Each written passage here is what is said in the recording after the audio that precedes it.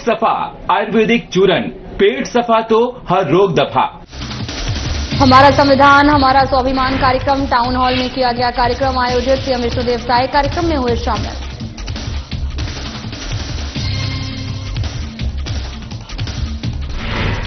श्री रामलला दर्शन योजना के तहत श्रद्धालुओं से भरी ट्रेन रवाना। सांसद वरिष्ठ बीजेपी नेता ने हरी झंडी दिखाकर किया रवाना।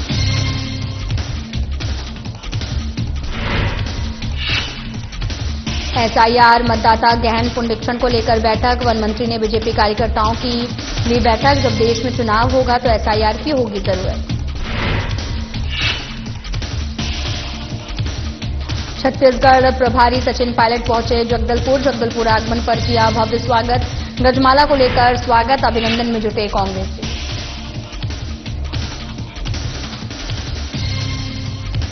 परसा भाटा चौक पर आम सभा। 4 नवीन श्रम कोड के विरुद्ध प्रदर्शन। बाल्को के सभी प्रमुख संगठनों ने किया प्रदर्शन।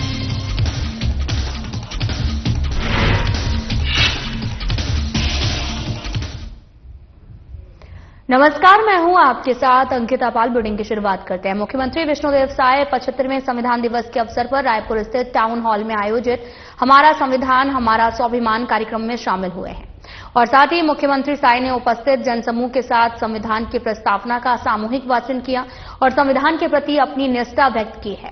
और साथ ही आपको बताते चलें कि इस दौरान मुख्यमंत्री ने संविधान दिवस पर आयोजित प्रदर्शनी का अवलोकन किया है। उन्होंने संविधान पर आधारित लघु फिल्म भी देखी।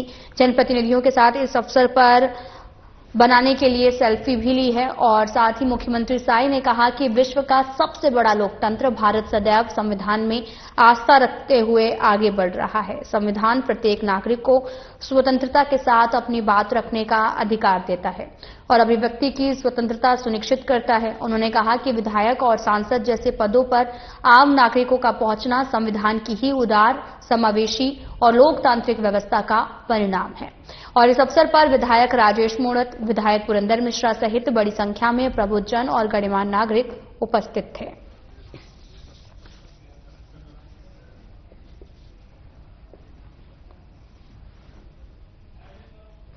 तो आपको तस्वीरें दिखा रहे हैं जो कि रायपुर से हैं, जहां पर हमारा संविधान हमारा स्वाभिमान कार्यक्रम का आयोजन किया गया। इस दौरान सीएम विष्णुदेव साय कार्यक्रम में उपस्थित रहे और बड़ी संख्या में महिलाएं भी नजर आई। तस्वीरें भी आपको दिखा रहे हैं जो कि रायपुर से हैं, जहां पर मुख्यमंत्री विष्णुदेव साय 75वें संविधान दिवस के अवसर पर रायपुर स्थित टाउन हॉल में पहुंचे हुए थे।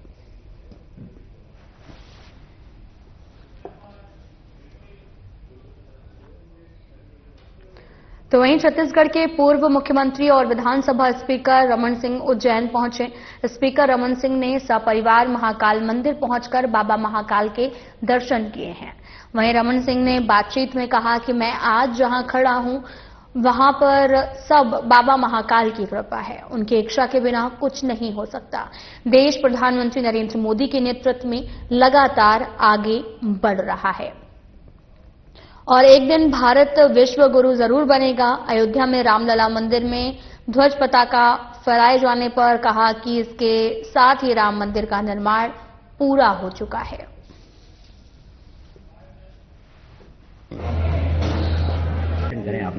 हाँ, ये सौभाग्य है मेरा परिवार का महाकाल के दर्शन और बहुत ही विधि विधान से पूजा अर्चना।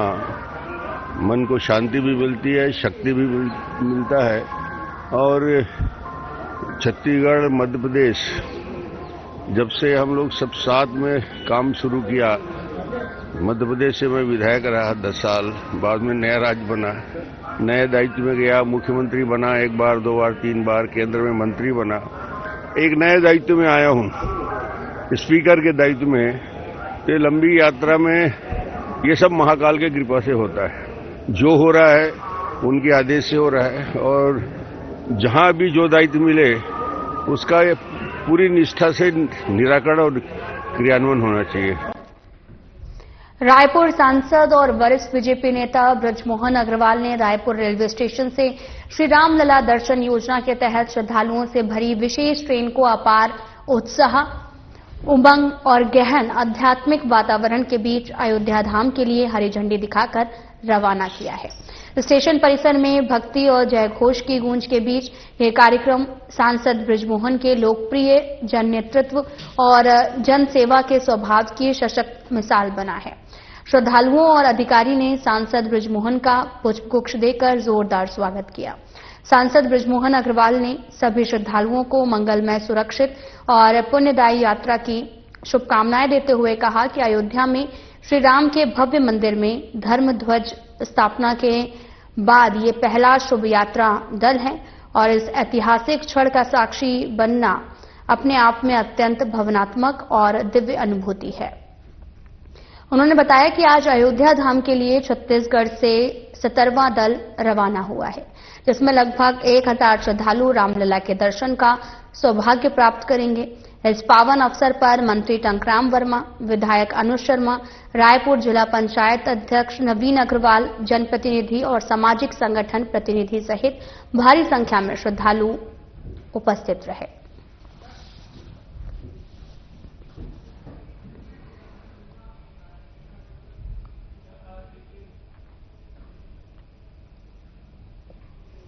वन मंत्री केदार कश्यप ने नारायणपुर विधानसभा क्षेत्र का दौरा करते हुए मुंडा गांव, मांदलापाल, कुंगारपाल और साथ ही गोलावंड में एसआईआर मतदाता गहन पुनरीक्षण को लेकर बीजेपी कार्यकर्ताओं की बैठक ली है, जिसमें उन्होंने कार्यकर्ताओं से कहा कि एसआईआर के माध्यम से हम लोकतांत्रिक व्यवस्था और निर्वाचन प्रक्रिया और अधिक शुद्ध और मजबूत कर सकते हैं। वन मंत्री केदार कश्यप ने कहा कि जब जब देश में चुनाव होगा तो उस समय आज हो रहे एसआईआर की जरूरत अनुभव होगी, इसलिए लोकतंत्र के इस शुद्धिकरण महायज्ञ में हम सब जरूर जुड़ें।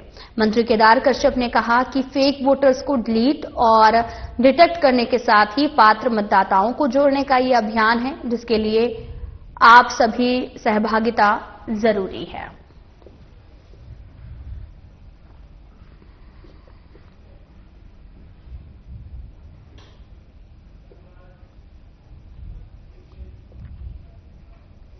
घटना की गंभीरता को देखते हुए कलेक्टर बालागुरु के और पुलिस अधीक्षक दीपक कुमार शुक्ला वीआईटी कॉलेज पहुंचे हैं और कॉलेज प्रबंधन से घटना के मूल कारण और घटना की पुनरावृत्ति न हो इसके कारण जानने के लिए विस्तृत चर्चा की गई है।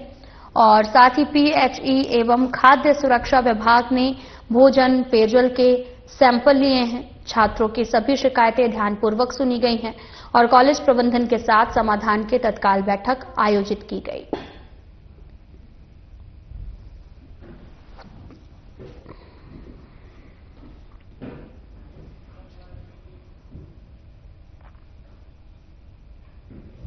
छत्तीसगढ़ प्रभारी सचिन पायलट का जगदलपुर में भव्य स्वागत हुआ है। कांग्रेस पार्टी के प्रदेश अध्यक्ष दीपक बैद, चरणदास महंत सहित तमाम दिग्गज नेताओं ने सचिन पायलट का जगदलपुर राजीव भवन में आत्मीय स्वागत किया है। सचिन पायलट जगदलपुर एयरपोर्ट के बाद होटल एम्बिएशन में पत्रकारों से मुलाकात करते हुए प्रेस वार्ता में कहा, हमारी सरकार हमेशा से नक्सलवाद के खिलाफ है। हमने कई दिग्गज नेताओं को खोया है। नक्सलवाद पर हमारा कोई समर्थन कभी भी नहीं रहेगा। साथ ही एसआईआर पर सभी कार्यकर्ताओं को मदद करने को कहा। सचिन पायलट प्रेस वार्ता में पूछे गए सवालों का सकारात्मक जवाब देते नजर आए हैं।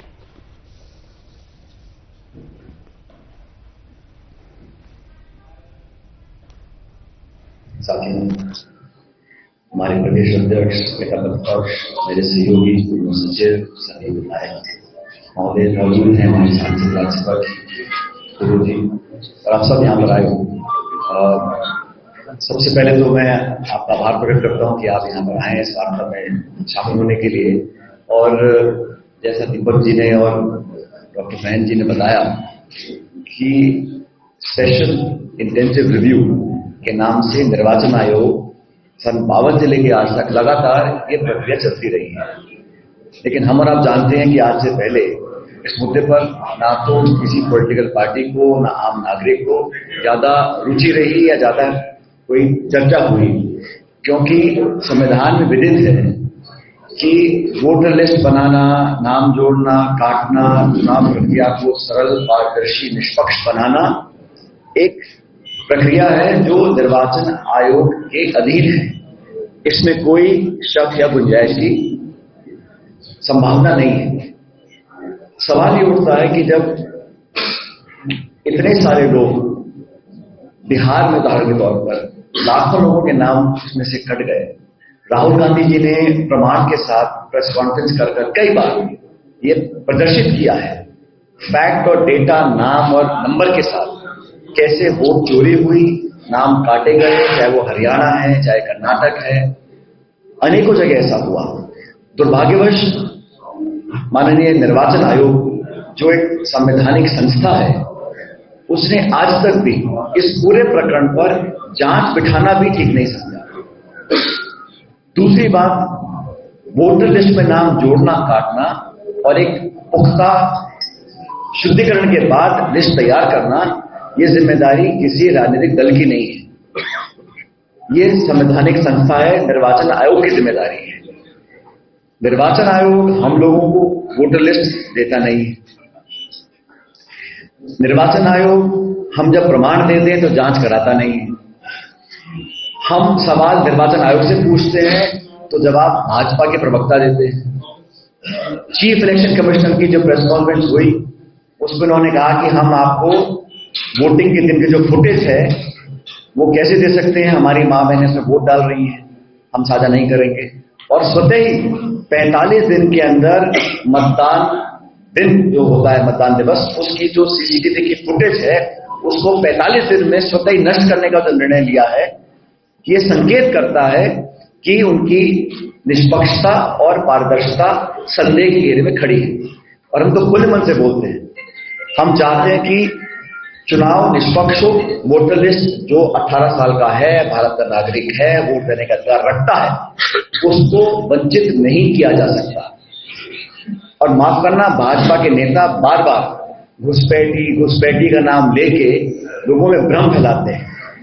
मैं पूरी जिम्मेदारी के साथ कहना चाहता हूं, इस देश में अगर कोई भी घुसपैठिया है जो देश का नागरिक नहीं है, अवैध रूप से वोट डालना चाह रहा है, उसको कतई इजाजत नहीं दी जानी चाहिए, उस पर सख्त कार्रवाई करी जानी चाहिए।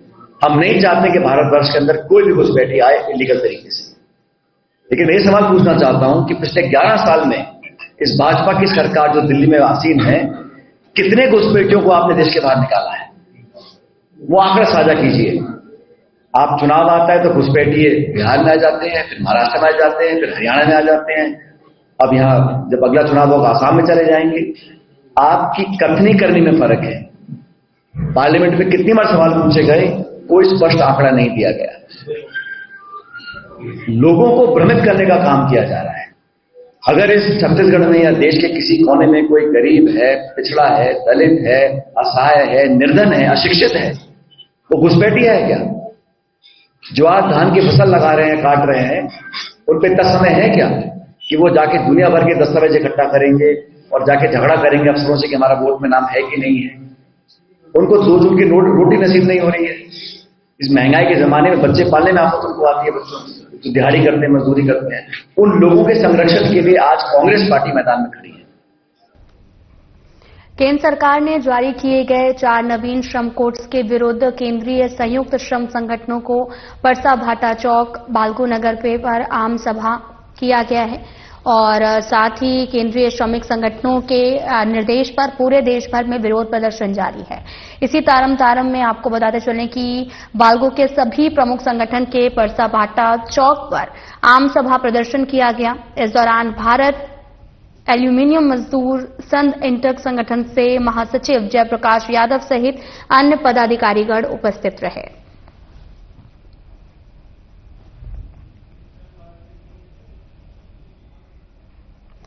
दुर्गू कोदल विकासखंड के ग्राम पंचायत पालवी में 5 दिवसीय पंचायत स्तरीय क्रिकेट प्रतियोगिता का भव्य आयोजन किया जा रहा है। सभी नक्सल प्रभावित रहने वाले यह इलाका आज खेलों के उत्साह और उमंग के लिए जाना जाता है। साथ ही जहां एक समय गोलियों की बौछार होती थी, वहीं आज युवाओं की ऊर्जा से भरी गेंदों की बौछार देखने को मिल रही है। ये खेल आयोजन क्षेत्र और गांव के युवाओं की प्रतिभा को निखारने में महत्वपूर्ण भूमिका निभा रहे हैं। प्रतियोगिता के माध्यम से स्थानीय बच्चों और युवा खिलाड़ियों को खेल जगत की ओर से बढ़ने का सुनहरा अवसर मिल रहा है। 5 दिवसीय इस कार्यक्रम को देखने के लिए आसपास के गांवों के लोग बड़ी संख्या में आयोजन स्थल पर पहुंच रहे हैं, रोमांचक मैचों का आनंद ले रहे हैं और खेल के प्रति बढ़ती रुचि से क्षेत्र में सकारात्मक माहौल बना है, जो यहां के युवा भविष्य में बेहतर खिलाड़ी बनकर क्षेत्र का नाम रोशन करेंगे।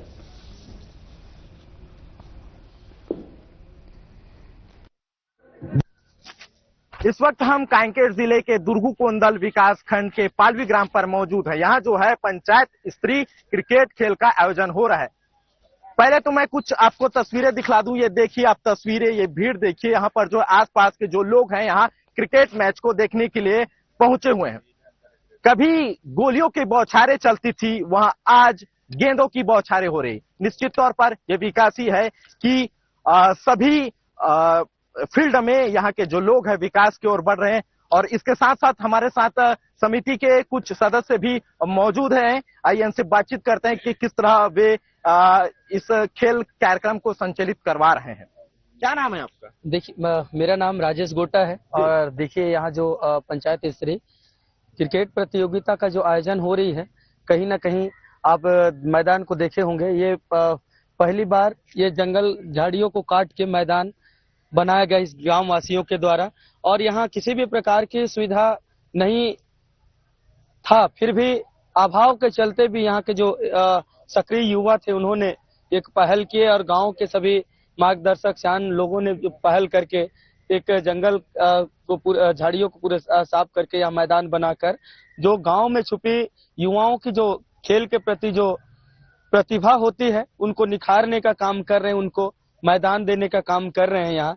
और काफी सराहनीय पहल है। इस गांव के सभी गांव के सियानों का भी, गांव के युवाओं का भी, सबके सहयोग से ये खेल संपन्न हो रही है। और यहाँ पर शासन प्रशासन से भी अगर इस मुझे सुनेंगे तो हम सबकी अपील है, गांव वालों की तरफ से एक अपील है, यहाँ पर एक मैदान की व्यवस्था भी की जाए और मंच की व्यवस्था भी की जाए। बहुत बहुत धन्यवाद। पढ़ेगा खेलेगा इंडिया तो बढ़ेगा इंडिया, ये नारा आपने कभी न कहीं सुना होगा। और यहाँ के जो युवा हैं वो इस नारा को लेकर लगातार आगे बढ़ रहे हैं और अपने गांव को विकास करने की सोच रख कर ये कार्यक्रम का आयोजन करवा रहे हैं। मनीष सिन्हा, साधना प्लस न्यूज, कांकेर। संविधान दिवस पर भोपाल सहित संपूर्ण मध्य प्रदेश में कई कार्यक्रम आयोजित हुए हैं और इसी कड़ी में आपको बताते चलें कि भोपाल स्थित विधानसभा के मानसरोवर सभागार में संविधान दिवस के अवसर पर संविधान की प्रस्तावना के सामूहिक भाषण कार्यक्रम जो है वो आयोजित हुआ और कार्यक्रम में मुख्य अतिथि के रूप में मध्य प्रदेश के उप मुख्यमंत्री जगदीश देवड़ा, पंचायत एवं ग्रामीण विकास मंत्री प्रहलाद पटेल, मंत्री प्रतिमा बागरी, नगर निगम अध्यक्ष किशन सूर्यवंशी, महापौर मालती राय, दक्षिण पश्चिमी विधानसभा के विधायक भगवान दास सबनानी विशेष तौर पर मौजूद रहे हैं। साथ ही कार्यक्रम को संबोधित करते हुए मुख्य अतिथियों ने कहा कि देश की आजादी के बाद 26 जनवरी 1950 को भारत देश का संविधान लागू किया गया, जिसमें बाबा साहब आम्बेडकर की महत्वपूर्ण भूमिका रही। संविधान में व्यक्तियों को अधिकार दिए गए हैं, उन अधिकारों को देश के प्रत्येक नागरिकों को पढ़ना चाहिए। इतना ही नहीं, पंचायत मंत्री ने कहा कि नागरिकों को अपने अधिकारों के साथ कर्तव्यों को भी बोध होना चाहिए। को हर वर्ष इसी गरिमामय तरीके से मनाई है और जैसे कार्यक्रम एक ही जगह नहीं है, जैसे वल्लभ भवन में भी कार्यक्रम हो रहा है, जन अभियान परिषद ने भी कार्यक्रम किए, जैसे मैंने आपको बताया कि हर जिला मुख्यालय पे कार्यक्रम हो रहा है, हर कॉलेज में, स्कूल में अपनी तरह से भारतीय संविधान से लोगों को परिचित कराना, भारतीय संविधान के जो मूल्य हैं उनके बारे में लोगों को जागरूक करना। तो निरंतर चलने वाली प्रक्रिया है। हम एक सिर्फ रिचुअल में नहीं हो जाए कि एक दिन इस कार्यक्रम को करें। प्रयास ये है कि हम भारतीय संविधान के जो मूल्य हैं उसको जीवन में आत्मसात करें, अधिकार के साथ साथ कर्तव्यों का निर्वहन करें और सच्चे अर्थों में संविधान की पूजा करें, संविधान को इसका पालन करें। तो वहीं संविधान दिवस मनाए जाने के संबंध में विस्तृत दिशा निर्देश प्राप्त हुए। भारतीय संविधान 26 नवंबर 1949 को अंगीकृत किया गया था। जनपद स्तरीय कार्यक्रम में संविधान दिवस पर पीसीओ रामलाल रावल ने कर्मचारियों को शपथ दिलाई है और साथ ही आपको बताते चलें कि इस दौरान सीईओ अमृतराज सिसोदिया, स्वच्छ भारत मिशन प्रभारी आरती पडोले, ग्राम पंचायत सचिव नितिन शर्मा सहित पीसीओ और जनपद के कर्मचारी मौजूद रहे हैं।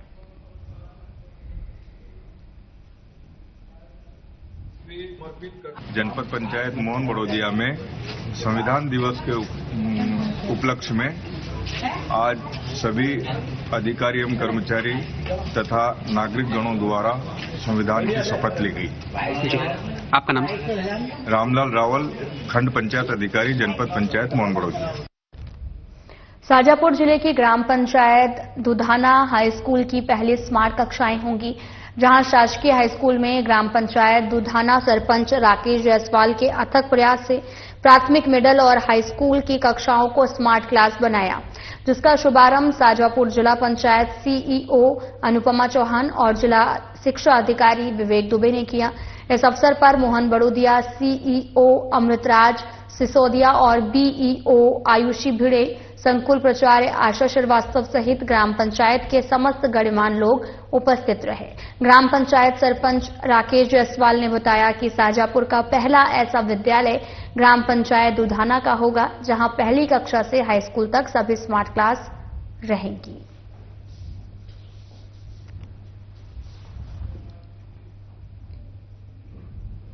मंडला में सरपंच और सचिव मुख्यमंत्री की योजनाओं को पलीता लगाने में कोई कसर नहीं छोड़ रहे हैं। योजनाओं में जमकर भ्रष्टाचार किया जा रहा है, मानो कि शासन प्रशासन का कोई ही डर नहीं है। ऐसा ही मामला मंडला जिले के जनपद से सामने आया है, जहां पर आपको बताते चलें कि पंचायत के अंतर्गत भागड़ा टोल में 3 साल पूर्व लाखों रुपए की लागत से पंचायत द्वारा तालाब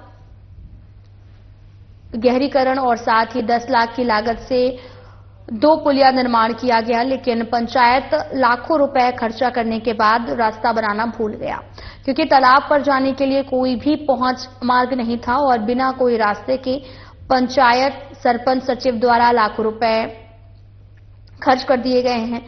पहुंच मार्ग को नहीं बना पाए, इसको लेकर ग्रामवासियों में आक्रोश का माहौल बना रहता है, क्योंकि पहुंच मार्ग के लिए जमीन ही उपलब्ध नहीं है, जिसकी वजह से ग्रामीणों को तालाब का कोई भी लाभ नहीं मिल रहा।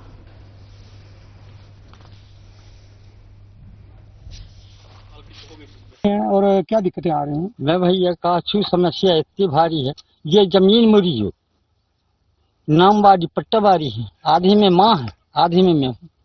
इसमें जबरदस्ती पंचायत द्वारा सारी मन नाश करी जा रही है। बेर बेर मोहा मारने धमकी दे रही हैं और कह रहा है कि यहाँ तेरी जमीन नहीं है। तो क्या सोचता है? ये पूरा प्लाट घास है। ये देखिए, कम से कम लाखों रुपये में मैं मेड़ डरवाया हूँ। आप देख रहे हो, जो पूरी मेड़ के नाश करके खाई में मवेशी के छोड़ के यहाँ पर पूरी चराई हो रही है। कि ग्राम पंचायत खटोला द्वारा ये जो तालाब का निर्माण हुआ है, कई लाख रुपए इसमें खर्चा हो गया, लेकिन यहाँ पर आने जाने में बहुत समस्या है। लोगों को यहाँ आने जाने के लिए जगह नहीं है, आदमी को बहुत परेशानी जाती है। यहाँ पर पेड़ पौधों का भी कार्य किया गया करके पंचायत द्वारा बताया जा रहा है, लेकिन यहाँ तालाब में तो एक भी पौधा नहीं लगा हुआ है। तालाब पिछली पंचवर्षीय का बना है, मेरे आने के पहले वो गहरीकरण हुआ है और पुलिया बनी। वहाँ पर निजी किसानों ने अतिक्रमण कर लिया था, जिसका भी पिछले हफ्ते में सीमांकन कराकर अतिक्रमण को हटाने की कार्रवाई की गई है। तो वहीं सीहोर में पुलिस अधीक्षक दीपक कुमार शुक्ला के निर्देशन में चल रहे विशेष अभियान के तहत 224 गुम मोबाइल तकनीकी सहायता से खोजकर उनके वास्तविक मालिकों को सौंप दिए हैं। साइबर सेल और मैदानी टीम ने मिले मोबाइलों की कीमत 35,84,हजार बताई है। साथ ही आपको बताते चलें कि पुलिस अधीक्षक कार्यालय में आयोजित एक विशेष कार्यक्रम में 141 मोबाइल अतिरिक्त पुलिस अधीक्षक सुनीता रावत द्वारा वास्तविक धारकों को सौंपे गए और 83 मोबाइल थाना स्तर पर सौंपे गए हैं।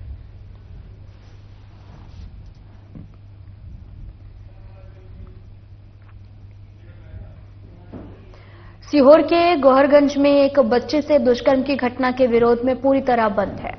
साथ ही शहर में सुरक्षा व्यवस्था के लिए चुप्पे चुप्पे पर पुलिस बल तैनात है। बंद के कारण शहर के सभी व्यापारिक प्रतिष्ठान पूरी तरीके से बंद हैं।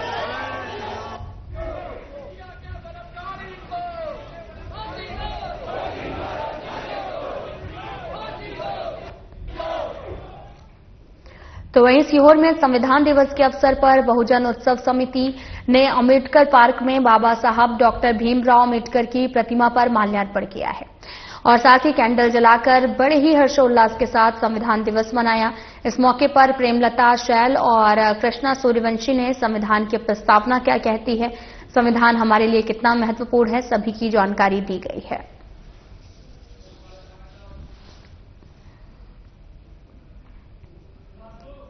फिलहाल बुलेटिन में इतना ही। नमस्कार।